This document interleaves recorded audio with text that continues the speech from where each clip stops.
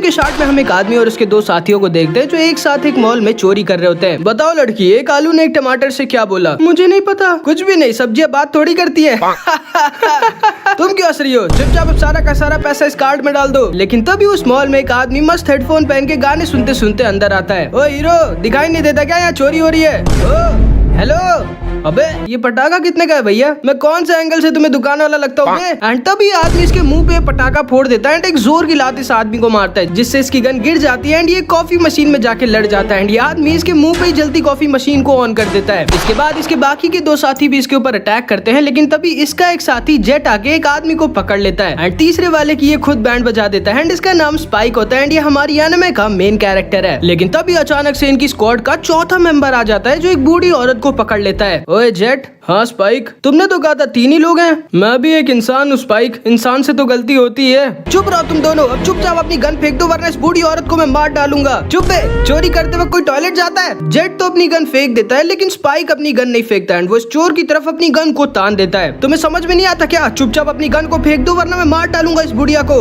Sorry दोस्त, तुम्हें शायद लग रहा है मैं कोई अच्छा आदमी हूँ, मुझे फर्क नहीं पड़ता कि तुम इस बूढ़ी औरत के साथ क्या करते हो। और वैसे भी दादी जी आप बहुत बूढ़ी हो गई हैं, अब थोड़ा सा आराम करिए। बड़ा बदतमीज लड़का है ये। एंड तभी इस आदमी का ध्यान भटक जाता है एंड स्पाइक इस आदमी की गन पे गोली मार देता है एंड ये आदमी वहीं पर बेहोश हो जाता है एंड स्पाइक इस बूढ़ी औरत को बचा लेता है। आखिर कौन हो तुम बदतमीज लड़के? मैं एक बाउंटी हंटर हूँ मैम। एंड असल में स्पाइक और इसका दोस्त जेट बाउंटी हंटर्स होते हैं जो बुरे लोगों को पकड़ते हैं जिनको पकड़ने के बदले सरकार इन लोगों को पैसे देती है। स्पाइक, आखिर कब तक हम इन छोटे मोटे चोर चक्कों को पकड़ेंगे? हमारे पैसे अब खत्म होने वाले हैं, हमें अब किसी बड़े चोर या गुंडे को जल्दी से पकड़ना होगा जिसको पकड़ने से हमें थोड़े ज्यादा पैसे मिले। तुम एकदम सही कह रहे हो जेट, मैं नूडल्स खा खा के पक चुका हूँ। फिर हम इनकी टीम के बाकी के मेंबर्स को देखते हैं। एडवर्ड जो कि एक जीनियस हैकर होती है, फेव जो कि स्पाइक और जेट की तरह एक बाउंटी हंटर होती है एंड आयन इनकी टीम का कुत्ता। एंड फेव और एडवर्ड का इस समय एक मिशन था एक दूसरे हैकर ली को पकड़ने का। फेव, तुम्हारे सामने जो येलो ट्रक है ना, मेरे हिसाब से ली उसमें ही है। ठीक है एडवर्ड, अब ये नहीं बचेगा मुझसे। लेकिन तभी अचानक से ट्रक बीच सड़क पे रुक जाती है एंड उसमें से एक आदमी बाहर निकलता है जो कि ली नहीं होता। ये क्या, ये ली नहीं है? एंड तभी अचानक से वो ट्रक पूरा का पूरा फट जाता है एंड फेव इस आदमी को देखती है जिसके हाथ में एक अजीब सा टैटू बना होता है जिसने इस ब्लास्ट को किया होता है एंड अगले ही पल वो गायब हो जाता है। फिर इन सबको न्यूज से पता चलता है कि वो ब्लास्ट कोई नॉर्मल ब्लास्ट नहीं था, उस ट्रक में एक अजीब सा वायरस था जिससे बहुत सारे लोग मारे गए। अरे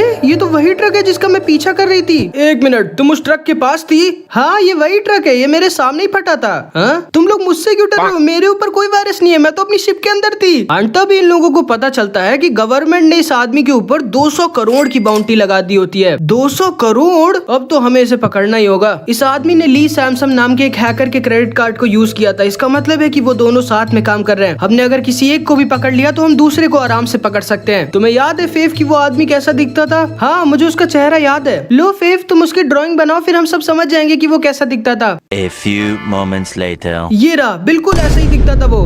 ये क्या, इसके चेहरे को पोलियो हुआ है क्या? हाँ, तुम सब के सब भाड़ में जाओ, मैं अकेली जाके उसको पकड़ लूंगी। एंड फिर फेव वहाँ से चली जाती है। ओए स्पाइक, अब तुम कहाँ जा रहे हो? मैं भी इस वायरस के बारे में पता करने चाह रहा हूँ जेट, वैसे भी मैं थक चुका हूँ ये नूडल्स खा खा के। एंड फिर स्पाइक एक ब्लैक मार्केट में जाता है जहाँ पे ऐसे वायरस बेचे और खरीदे जाते हैं, जहाँ पे इसकी मुलाकात रफीम से होती है। हेलो सर, मैंने सुना कि आप एक वायरस खरीदना चाहते हैं, आइए मेरे पीछे। एंड फिर स्पाइक रफीम के पीछे पीछे उसकी दुकान पे जाता है। तो कैसा वायरस चाहिए आपको सर? वो वाला जिससे अभी हाल ही के ट्रक एक्सीडेंट में बहुत सारे लोग मारे गए। एंड रफीम स्पाइक को बस घूरने लगता है। वो तो आपको थोड़ा महंगा पड़ेगा। एंड फिर रफीम स्पाइक को उसकी सीक्रेट दुकान पे लेके जाता है। ये लो मेरे दोस्त। ये क्या? मुझे वास नहीं चाहिए, मुझे वायरस चाहिए। मेरा विश्वास करो दोस्त, ये वही है जो तुम्हें चाहिए। एंड तभी रफीम वहाँ से चला जाता है एंड भीड़ में कहीं पर गायब हो जाता है। इसके बाद सीन शिफ्ट होता है एंड हम ली और हमारी एनिमे के मेन विलन विंसेंट को देखते हैं जिसने वो वायरस अटैक किया था, जिसको एक पुलिस वाला चेकिंग के लिए रोकता है लेकिन विंसेंट इसको वहीं पर खत्म कर देता है। उसके बाद ये दोनों एक बैलून फैक्ट्री में जाते हैं एंड विंसेंट इस आदमी को उस वायरस के ढेर सारे कैप्सूल्स देता है। ठीक है,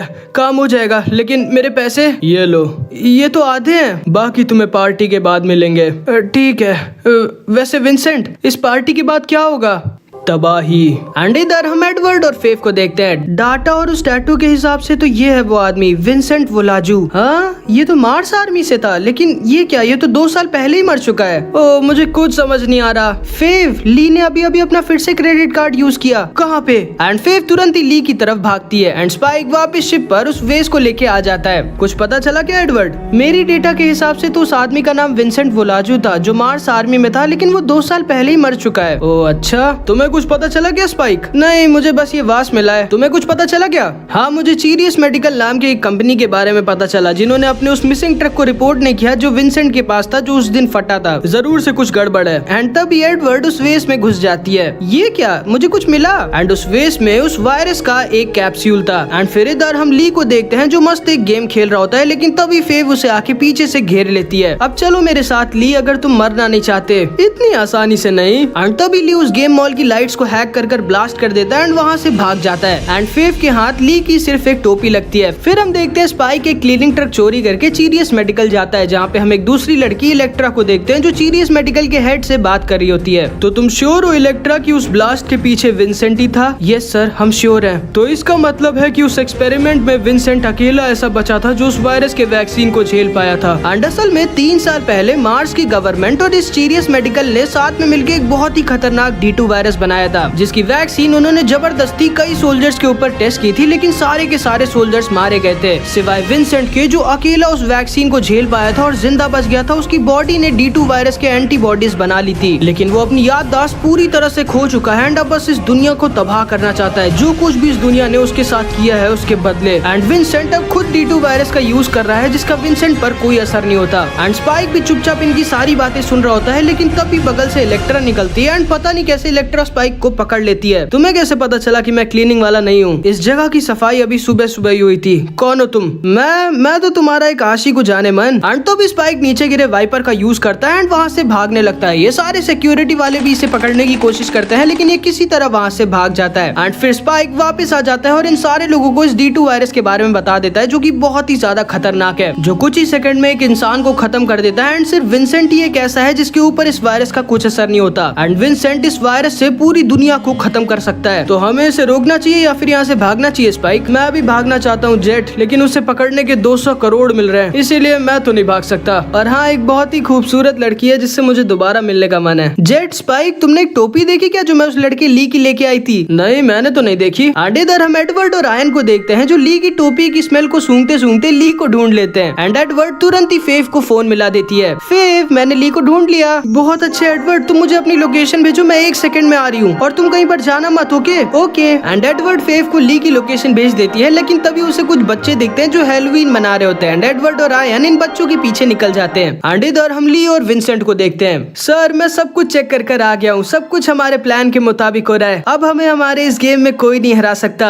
हमारा गेम नहीं ली, मेरा गेम। एंड तभी विंसेंट एक वायरस के कैप्सूल को अपनी गन से फोड़ देता है। ये तुम क्या कर रहे हो विंसेंट? तुम मेरे साथ ऐसा नहीं कर सकते। एंड तभी D2 वायरस की वजह से ली वहीं पर खत्म हो जाता है। एंड तभी वहाँ पर फेव भी आ जाती है एंड वो भी उस D2 वायरस की वजह से खत्म होने वाली थी, लेकिन तभी विंसेंट इसको पकड़ लेता है एंड पता नहीं क्यों इसको किस कर देता है एंड अपने थोड़े से ब्लड को फेव के अंदर डाल देता है, जिससे अब फेव को इस वायरस से कुछ असर नहीं होगा। एंड फेव वहीं पर बेहोश हो जाती है। इसके बाद विंसेंट वहाँ से जाने लगता है, लेकिन इसको सीरियस मेडिकल वालों ने ढूंढ लिया होता है जो इसके पीछे लग गए होते हैं। ये सीरियस मेडिकल वाले तुरंत ही इलेक्ट्रा को फोन करके विंसेंट की लोकेशन उसको बता देते हैं। असल में स्पाइक जब इलेक्ट्रा से मिला था तब उसने इलेक्ट्रा की जेब में एक माइक्रोफोन डाल दिया था, जिससे स्पाइक को भी विंसेंट की लोकेशन पता चल जाती है एंड वो भी विंसेंट के पास जाने लगता है। इधर हम इलेक्ट्रा और विंसेंट को देखते हैं जो उस रेलवे स्टेशन में आ जाते हैं जिसमें इस समय विंसेंट है। विंसेंट एक ट्रेन में चढ़ जाता है, इलेक्ट्रा भी उसके पीछे इस ट्रेन में चढ़ जाती है एंड स्पाइक भी किसी तरह इस ट्रेन के अंदर घुस जाता है एंड स्पाइक विंसेंट के ऊपर अपनी गन तान देता है। माफ करना दोस्त, लेकिन तुम्हारे ऊपर 200 करोड़ की बाउंटी है, अब चुपचाप मेरे साथ चलो। लेकिन तभी विंसेंट इसके ऊपर फायरिंग करने लगता है एंड तभी इसकी एक गोली इलेक्ट्रा को लग जाती है। स्पाइक इसके पास पहुंच जाता है एंड इन दोनों का hand to hand combat start हो जाता है, लेकिन विंसेंट तो एक सोल्जर था, वो स्पाइक को बहुत गंदा मारने लगता है एंड स्पाइक एकदम अधमरा हो जाता है एंड विंसेंट स्पाइक को चलती ट्रेन के बाहर लटका देता है, लेकिन तभी इलेक्ट्रा उसके ऊपर अपनी गन तान देती है। विंसेंट स्पाइक के सीने में गोली मार देता है एंड स्पाइक को चलती ट्रेन से फेंक देता है एंड स्पाइक नीचे के समुद्र में जाकर गिर जाता है। विंसेंट, प्लीज मुझे याद करो।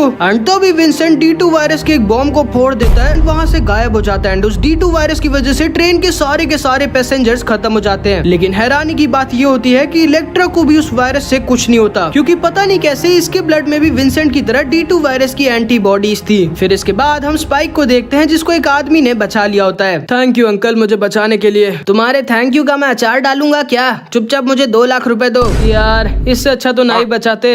इसके बाद सीन शिफ्ट होता है, हम मार्स गवर्नमेंट के 2 लोगों को और सीरियस मेडिकल के हेड को बात करते हुए देखते हैं। तो आप श्योर है कि विंसेंट वोलाजू अभी तक जिंदा है और उसने ही 2 बार D2 वायरस ब्लास्ट का यूज किया है? जी हाँ, हम 100% श्योर है और हम उसे जल्द ही पकड़ लेंगे। हम चाहते हैं कि आप उन सबको पकड़े जिन्हें भी विंसेंट के बारे में पता है। ये बात कुछ भी करके बाहर नहीं पहुंचनी चाहिए। और हाँ, D2 वायरस की वैक्सीन जल्दी से इन्वेंट करी जाए। ठीक है सर, हम उन सबको पकड़ लेंगे जिन्हें भी विंसेंट के बारे में पता है। और हाँ, हमारे पास D2 वायरस की वैक्सीन पहले से एक लड़की के ब्लड के अंदर है। एंड इसके बाद हम इलेक्ट्रा को देखते हैं जो अपने थोड़े से ब्लड को डॉक्टर रोमन को दे देती है। मेरे ब्लड में D2 वायरस की वैक्सीन है शायद, मैं चाहती हूँ कि आप मेरे ब्लड से ढेर सारी वैक्सीन बना लें। ठीक है, काम हो जाएगा इलेक्ट्रा। एंड इधर हम स्पाइक को देखते हैं जो फिर से रफीम से मिलने आया होता है D2 वायरस की वैक्सीन को लेने के लिए, लेकिन रफीम स्पाइक को बताता है कि उसके पास कोई भी ऐसी वैक्सीन नहीं है, उसके पास सिर्फ वायरस है। एंड रफीम वहाँ से चला जाता है, लेकिन तभी हम देखते हैं सीरियस मेडिकल के सोल्जर स्पाइक और इलेक्ट्रा दोनों को पकड़ लेते हैं। एंड इधर हम विंसेंट और फेव को देखते हैं। आखिर चाहते क्या हो तुमने मुझे क्यों बचाया? पता नहीं, लेकिन अब तुम भी आज मेरे वायरस से जिंदा बच जाओगी जब पूरी दुनिया आज खत्म हो जाएगी। आखिर क्यों ऐसा कर क्यों रहे हो तुम? मेरे पास सिर्फ दर्द और दुख है जो इस दुनिया ने मुझे दिया है, और ये खूबसूरत सी तितलियाँ जो इस D2 वायरस की वजह से मुझे हर वक्त दिखती रहती हैं। तुम पागल हो? हाँ शायद, लेकिन आज ये पागल इस पूरी दुनिया को तबाह कर देगा। एंड तभी वहाँ पर ये बैलून फैक्ट्री वाला आ जाता है। विंसेंट, मैंने तुम्हारा काम कर दिया है। पुलिस मुझे और तुम्हें पागलों की तरह ढूंढ रही है। अब अगर तुम मेरे जल्दी से बाकी के पैसे दे दो। Thank you Mike. एंड तभी विंसेंट इस आदमी के अंदर अपना चाकू घुसेड़ देता है एंड इस आदमी को वहीं पर खत्म कर देता है। टाइम आ चुका है, मैं जा रहा हूँ उस जगह पर जहाँ पर जन्नत और ये दुनिया मिलती है, और अब हम दोनों कल मिलेंगे जब इस पूरी दुनिया में सिर्फ मैं और तुम जिंदा रह जाएंगे। एंड फिर विंसेंट वहाँ से चला जाता है। एंड इधर हम स्पाइक और इलेक्ट्रा को देखते हैं जो एक जेल में बंद होते हैं। तो अपनी खूबसूरती का कुछ राज बताओ मैडम, तुम्हें डर नहीं लग रहा क्या? शायद आज हमारा आखिरी दिन है। देखो, जिसकी किस्मत में जब मौत लिखी होती है तो वो मरता ही है, उसको कोई नहीं रोक सकता, तो फालतू में चिंता क्यों करना।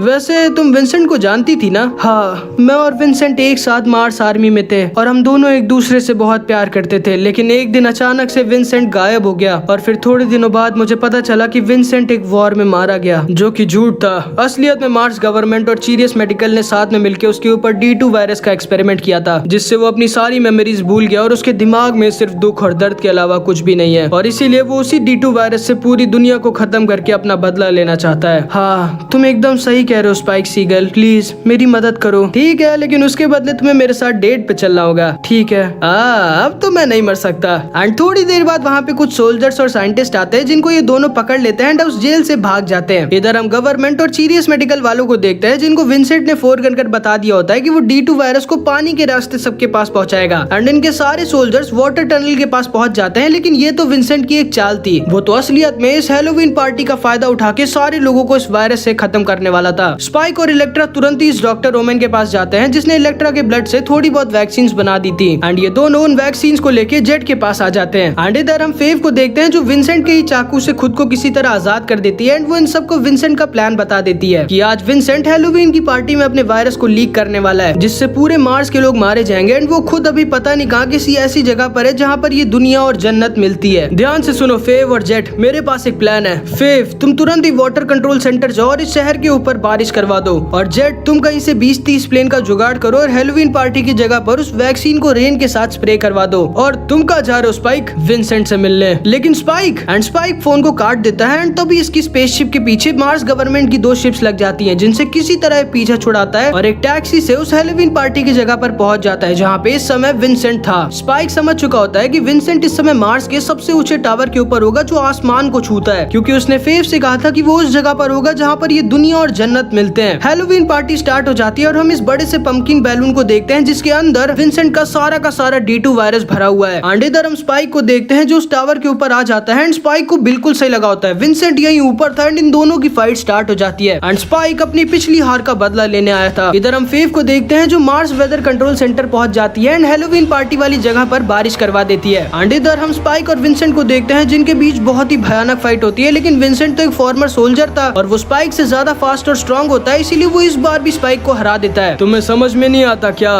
तुम मुझे नहीं रोक सकते। एंड तभी विंसेंट उस हैलोवीन पार्टी पंपकिन बैलून को ब्लास्ट कर देता है, जिससे D2 वायरस उस पूरी एरिया में फैलने लगता है। एंड स्पाइक के ऊपर भी D2 वायरस का असर होने लगता है एंड उसे वही बटरफ्लाइज दिखने लगती हैं जो विंसेंट को हर वक्त दिखती हैं। ये बटरफ्लाइज बहुत खूबसूरत है ना, लेकिन जब ये तुम्हें हर वक्त दिखती रहती है तो तुम्हें इनसे नफरत हो जाती है। एंड स्पाइक वहीं पर गिर जाता है एंड विंसेंट फिर से उसे गोली मारने वाला होता है। इस बार मैं तुम्हें जिंदा नहीं छोड़ूंगा। लेकिन फिर से तभी वहाँ पर इलेक्ट्रा आ जाती है। विंसेंट, मैं तुम्हें ऐसा नहीं करने दूंगी। आखिर इस लड़की के ऊपर मेरे वायरस का असर क्यों नहीं हुआ? ठीक है विंसेंट, मैं तैयार हूँ इस दुनिया को तुम्हारे साथ छोड़ने के लिए। एंड ये दोनों गोली चला देते हैं। इलेक्ट्रा तो विंसेंट को गोली मार देती है, लेकिन विंसेंट इलेक्ट्रा को गोली नहीं मारता। आखिर क्यों? तुमने इलेक्ट्रा को क्यों नहीं मारा? क्योंकि असल में विंसेंट को एंड टाइम पे उसकी सारी मेमोरीज याद आ गई थी। उसे याद आ गया था कि इलेक्ट्रा कौन थी एंड उसे वो सारी अच्छी मेमोरीज याद आ गई थी जो उसने इलेक्ट्रा के साथ बिताई थी। एंड विंसेंट के पास अब ज्यादा टाइम नहीं बचा होता। फाइनली ये सारी तितलियां गायब हो रही हैं। मैं खुश हूँ कि मैं आखिरी बार तुम्हें देख पाया